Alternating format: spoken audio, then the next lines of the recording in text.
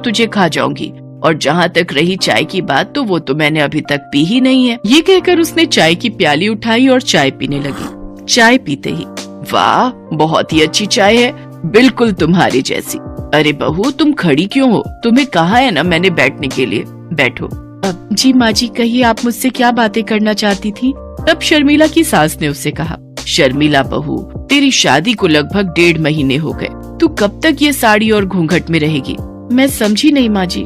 बहू अब हमारी पीढ़ी की तो तुम हो नहीं कि घूंघट और साड़ी में ही हमेशा रहो। तुम आज की पीढ़ी हो, तुम सलवार सूट पहन सकती हो घर में, मैं कुछ नहीं बोलूंगी तुमको। पर माँ जी मैं तो सलवार सूट लेकर आई ही नहीं, मुझे लगा कि शादी के बाद साड़ी में ही रहना होगा। भला ऐसा भी होता है क्या? उसके बाद विनीता ने अपनी बेटी सिम्मी को आवाज लगाई, सिम्मी सिम्मी। सिम्मी उस समय कॉलेज जाने के लिए तैयार हो रही थी। माँ की पुकार सुनकर वो बाहर आई। हाँ मम्मी, क्या कह रही हो? कहीं जा रही हो क्या? क्या मम्मी, इस समय मैं कॉलेज जाती हूँ ना। पर आज तो संडे है ना, विनीता ने कैलेंडर की ओर देखते हुए कहा। तब सिमी कैलेंडर के पास गई और उसे पलटते हुए कहा, मम्मी जनवरी खत्म हो गया है, ये फरवरी है फरवरी, और आज शनिवार है। ओह मैंने तो ध्यान ही नहीं दिया। अच्छा ये तो बोलो कि तुम मुझे बुला क्यों रही थी? सिमी बेटा, वो तुम्हारे पास 3-4 सूट के कपड़े पड़े हैं ना, जो पिछले महीने खरीदे थे। हाँ माँ है तो। सुनो ना, वो तुम भाभी को दे दो, वो उसे राजू टेलर के पास जाकर सिलवा लेगी। तुम्हारी भाभी के पास एक भी सूट नहीं है। अच्छा माँ, मैं दे देती हूँ। सिमी ने सूट के कपड़े अपनी भाभी को दे दिए। सिमी कॉलेज चली गई।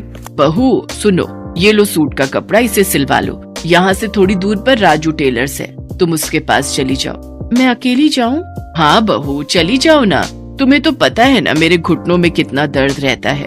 अगर तुम्हारे साथ गई तो फिर 1 सप्ताह तक चलना फिरना सब हराम हो जाएगा। शर्मिला सूट का कपड़ा लेकर राजू टेलर्स के पास गई। राजू ने उसे देखा तो, ये कौन देहाती हुस्न की परी आ रही है? घूंघट वूंघट निकाल के, पहले तो इसे कहीं नहीं देखा।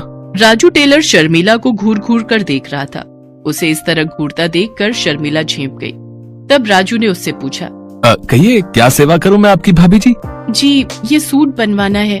हाँ हाँ बना देंगे बना देंगे। वैसे कैसा बनवाना है, पटियाला या नॉर्मल? पटियाला।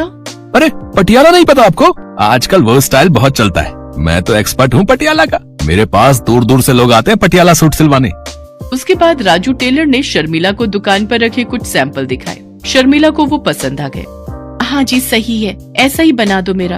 अरे ऐसा क्यों, इससे अच्छा बना देंगे आपका, लेकिन पहले आपको देना होगा। देना होगा? क्या देना होगा?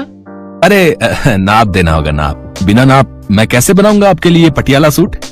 उसके बाद राजू शर्मिला का नाप लेने लगा। शर्मिला से बातों के क्रम में ही उसे पता लग गया था कि ये बहुत ही भोली टाइप की है, इसलिए उसने मन ही मन सोच लिया था कि आज तो इसका अच्छे से और बहुत देर नाप लूंगा, मजा आ जाएगा। नाप लेने के क्रम में राजू बार बार शर्मिला को छू रहा था, और वो छूना नॉर्मल छूना तो नहीं था। ये बात शर्मिला को भी समझ आने लगी थी। भाई साहब ये आप क्या कर रहे हैं? इस तरह से कौन नाप लेता है? चलिए हटिए, दूर हटिए। अरे क्या हो गया भाभी जी, क्यों गुस्सा हो रही हैं आप? गुस्सा नहीं हो तो क्या करूं? आप ये किस तरह से और कितनी देर से नाप ले रहे हैं? कभी कमर को छूते हैं, कभी इधर हाथ लगाते हैं, कभी उधर हाथ लगाते हैं। ये क्या बात हुई? अरे टेलर को नाप लेने के लिए इधर उधर तो हाथ लगाना ही होता है ना। अब मेरी आंखों में कोई मशीन तो सेट नहीं है कि एक बार किसी को देखें और परफेक्ट नाप ले ले। राजू अपनी बेहुदा दलीलों से अपनी कारगुजारी को ढकने की कोशिश कर रहा था, लेकिन शर्मिला भले ही भोली थी, लेकिन ना समझ तो बिल्कुल भी नहीं थी। देखो मेरे सामने ज्यादा तेज बनने की कोशिश मत करो, मुझे पता है तुम क्या कर रहे थे। मैं चुपचाप सुन रहा हूँ तो इसका ये मतलब नहीं है कि आप कुछ भी इल्जाम लगाओ। अरे मैं कोई नया टेलर नहीं बनाऊं, सालों से यहाँ काम करता हूँ। हाँ, और न जाने कितनी औरतों के सूट सिले मैंने, किसी ने इस तरह से मुझ पर इल्जाम नहीं लगाया जैसे आप लगा रही हैं। अगर आपको मुझसे सूट नहीं सिलवाना तो आप जा सकती हैं, लेकिन इस तरह के बेहुदा इल्जाम तो मैं कोशिश करता। अरे क्या भाभी जी, आप जो ये सूट लेकर आई हैं ये तो थोड़ी पुरानी है ना, और आप कह रही हैं कि इसी नाप का सूट बना दो। ऐसे थोड़ी होता है। देखिए इतने महीनों में आपकी कमर या आपका साइज कुछ तो बड़ा होगा।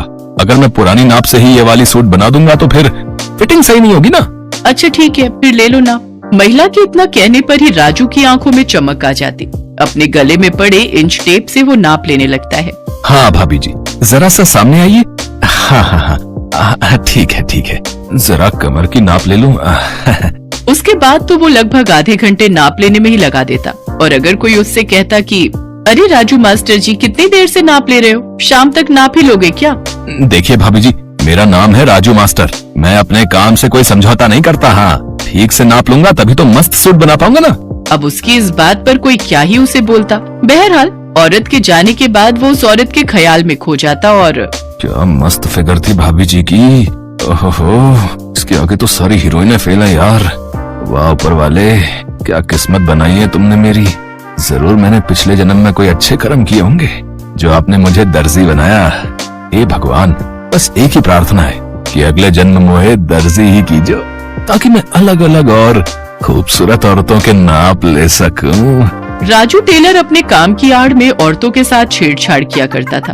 अब उसका प्रोफेशन ही ऐसा था कि लोगों को ज्यादा कुछ पता नहीं लगता। श्यामपुर में विनीता नाम की एक रिटायर्ड टीचर अपनी बेटी सिम्मी और बेटे विकास के साथ रहा करती थी। विकास की अभी कुछ दिनों पहले ही शर्मिला नाम की लड़की से शादी हुई थी। शर्मिला बहुत ही भोली लड़की थी। एक बार की बात है, सुबह का समय था। शर्मिला माथे पर घूंघट लिए अपनी सास के पास चाय लेकर गई। ये लीजिए माँ जी, आपकी चाय अदरक वाली। ये कहकर उसने चाय अपनी सास को दी। विनीता ने चाय ले ली तो शर्मिला वहाँ से जाने लगी। बहू, 1 मिनट रुको, मुझे तुमसे कुछ बात करनी है। मुझसे कोई बात हो गई क्या माँ जी? अब चाय तो ठीक है ना? अरे तू इतना डरती क्यों है? मैं तेरी सास हूँ, कोई राक्षस थोड़ी।